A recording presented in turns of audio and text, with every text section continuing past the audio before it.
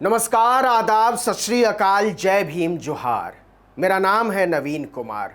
Outlook magazine का एक अंक याद होगा आपको, खासकर उसका कवर पेज जो कोरोना की दूसरी लहर में आया था और जिसने आते ही हंगामा मचा दिया था। उस अंक के कवर पेज ने नरेंद्र मोदी सरकार की बखिया उधेड़ डाली थी। उस पर लिखा था मिसिंग, हिंदी वाले अंक में लिखा था लापता और परिचय में लिखा था नाम भारत सरकार, उम्र 7 साल, सूचित करें भारत के नागरिकों को। सबने इस अंक को बहुत सराहा था। दुनिया भर में इसकी खूब चर्चा हुई कि आउटलुक ने मोदी पर अंगुली उठाने का दुस्साहस किया है। हालांकि बाद में इस पर आउटलुक ने बहुत लीपापोती की थी, लेकिन 3 महीने के बाद ही आउटलुक के प्रधान संपादक रुबेन बनर्जी को अपने साहस की भारी कीमत चुकानी पड़ी है। मोदी सरकार को महामारी के समय में लापता बताना उनकी नौकरी पर बहुत भारी पड़ा है। एक आंतरिक मेल के मुताबिक रुबेन बनर्जी 11 अगस्त 2021 को 1 महीने की छुट्टी पर चले गए। हालांकि लोग कह रहे हैं कि वो छुट्टी पर गए नहीं हैं, उनकी छुट्टी हो गई है। रुबेन बनर्जी का खत भी इसी का इशारा कर रहा है। अपने साथी पत्रकारों को भेजे गए एक ईमेल में बनर्जी ने लिखा है कि मैं कल से 1 महीने की छुट्टी पर जा रहा हूं। मैं दिल्ली में ही रहूंगा, लेकिन किसी भी तरह के कॉल्स लेना पसंद नहीं करूंगा, कम से कम शुरुआत के कुछ दिनों के लिए। आउटलुक पत्रिका के पत्रकार तो 3 महीने से जानते थे कि रुबेन बनर्जी के साथ खेल होने वाला है, लेकिन पत्रिका के मालिक ये भी जानते थे कि रुबेन को निकालने पर हंगामा खड़ा हो जाएगा। इसलिए माहौल के ठंडा होने का उन्होंने इंतजार किया। और जबकि मोदी एक बार फिर से टीवी चैनलों द्वारा विश्व गुरु साबित किए जा चुके हैं, आउटलुक के मैनेजमेंट ने आहिस्ते से अपना रंग दिखाना शुरू कर दिया। पत्रिका के एक पत्रकार ने बताया कि मिसिंग यानी लापता वाला अंक आने के बाद से ही रुबेन बनर्जी को प्रबंधन लगातार दरकिनार कर रहा था। उनकी संपादकीय स्वतंत्रता लगभग छीन ली गई थी और पत्रिका में क्या छपेगा क्या नहीं छपेगा इसकी भी निगरानी की जा रही थी। मिसिंग वाला अंक आने के बाद से ही रुबेन बनर्जी पर मैनेजमेंट का भारी दबाव पड़ रहा था। एक और पत्रकार ने बताया कि भले ही अभी आधिकारिक ना हुआ हो, लेकिन आउटलुक मैगजीन के अंदर सब लोग यही समझ रहे हैं कि उनकी छुट्टी हो चुकी है और दफ्तर में यह उनका आखिरी दिन था जिस दिन उन्होंने मेल भेजा। अब फिर से उस कवर स्टोरी पर आते हैं जिस पर मोदी सरकार में बवंडर मच गया था। कोविड की दूसरी लहर जब एकदम उभार पर थी तभी यह अंक आया था, आपको याद होगा। तारीख थी 24 मई। काले बैकग्राउंड पर सफेद अक्षरों में बस इतना लिखा हुआ था मिसिंग यानी लापता। पत्रिका के अंदर कोरोना से निपटने में मोदी के ढिंढोरे की पोल खोलकर रख दी गई थी। खुद आउटलुक ने ट्वीट करके ऐलान किया था कि इस अंक में public intellectual Pratap Bhanu Mehta, TMC सांसद महुआ मोइत्रा, शशि थरूर और मनोज झा जैसे दिग्गजों के लेख पढ़िए। जल्दी ही यह स्टॉल पर उपलब्ध होगा।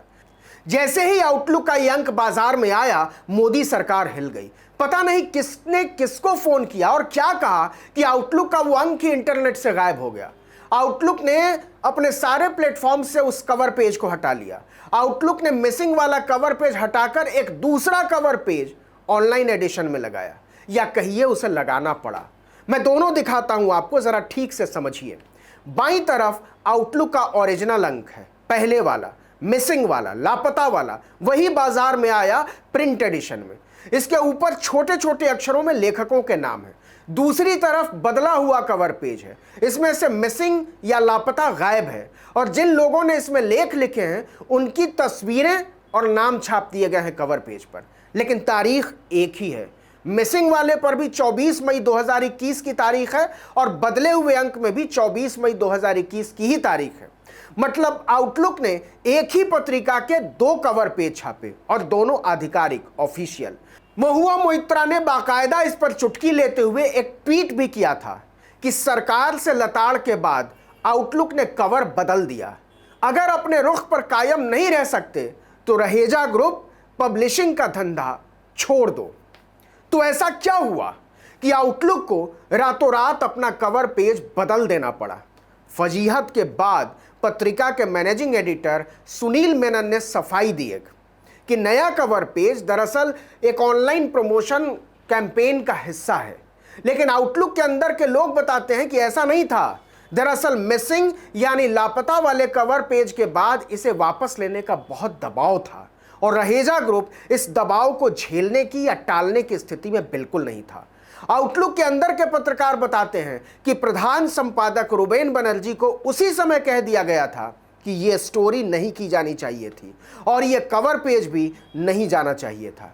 उस समय सब समझ गए थे कि रुबेन बनर्जी के दिन आउटलुक में गिने चुने रह गए हैं और उनकी छुट्टी जल्दी ही होगी, आज नहीं तो कल। आउटलुक के बिल्डर मालिक रहेजा ने खुद ही संपादकीय की निगरानी शुरू कर दी इसके बाद, और उनकी तरफ से रोज ही खबरों की कवरेज को लेकर निर्देश दिए जा रहे थे और निर्देश साफ थे। हम मोदी सरकार के खिलाफ नहीं जाएंगे। क्या जाएगा और क्या नहीं, यह काम संपादक से छीन लिया गया था। एक पत्रकार ने बताया कि हाल ही में हमें बताया गया कि आउटलुक पेगासस पर कवर स्टोरी नहीं करेगा। दरअसल मालिकों को भनक लग गई थी कि पत्रिका पेगासस जासूसी कांड पर कवर स्टोरी करने के बारे में सोच रही है। इतना ही नहीं, रहेजा ग्रुप ने रुबेन बनर्जी को साफ साफ समझा दिया था कि जिस टीम ने मिसिंग वाली कवर स्टोरी प्लान की थी उस टीम से ही उन्हें छुट्टी चाहिए, इसलिए वो उन्हें नौकरी से निकाले।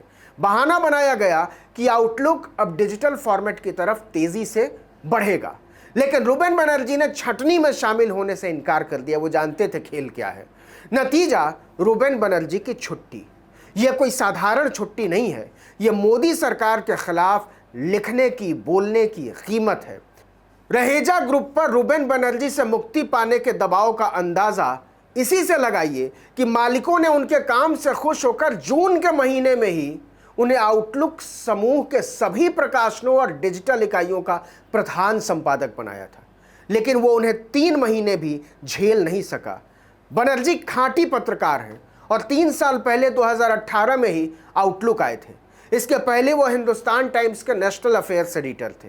विनोद मेहता के निधन के बाद आउटलुक को पहली बार कोई कायदे का संपादक मिला था, लेकिन उनकी गलती ये थी कि वो अपनी रीढ़ भी साथ लेकर आ गए थे आउटलुक में। टीवी के तमाम चारण भाटों की तरह अगर वो भी अपनी रीढ़ घर छोड़कर आते तो दंडित होने की बजाय पुरस्कृत होने के सपने देख सकते थे। आप चाहें तो आउटलुक के मालिकों की सद्बुद्धि के लिए प्रार्थना कर सकते हैं। रुबेन बनर्जी के लिए असीम शुभकामनाएं। इस वीडियो में इतना ही, लेकिन अगर आपने आर्टिकल 19 इंडिया को अब तक सब्सक्राइब नहीं किया तो फौरन कर लीजिए। बेल आइकन दबाइए, घंटी जैसी आकृति लाइक कीजिए और कमेंट करके बताइए हमारा वीडियो आपको कैसा लगा और आने वाले दिनों में आप हमसे किस तरह के वीडियो की उम्मीद करते हैं। नमस्कार।